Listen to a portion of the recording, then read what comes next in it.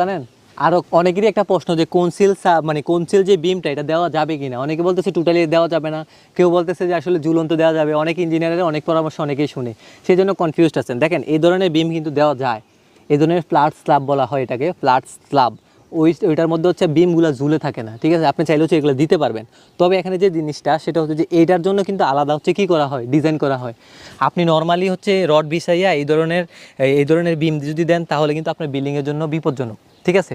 আবার অনেকে মনে করেন যে 5 তলা 10 তলা 20 তলা বিল্ডিংয়ের ক্ষেত্রে দিবেন না, এগুলো হবে না। 1 তলা বিল্ডিংয়ের জন্য আপনি ফ্ল্যাট স্ল্যাব দিতে পারেন, কোনো সমস্যা নাই, ঠিক আছে। 2 তলা বিল্ডিংয়ের ক্ষেত্রেও দিতে পারেন, তবে এগুলার জন্য আলাদা এই রড দিচ্ছেন এখন 10 মিলি, এখন রড দিচ্ছেন যে এখন 10 মিলি, ঠিক আছে। এই 10 মিলি কিন্তু রডটা হবে না। সো রডের যে ডায়া আছে এটা বাড়াইতে হবে, হয়তো বা 12 মিলিও লাগতে পারে, ঠিক আছে। এটা ডিজাইন অনুযায়ী নির্ধারণ করা হয়। এই যে বিমগুলোর মধ্যে হয়তো বা এখানে 12 মিলি রড দেওয়া, 12 মিলি রড তখন দিতে পারবেন না, ঠিক আছে। তখন আবার দেখতে হচ্ছে 16 মিলি রড দিতে হবে, ঠিক আছে।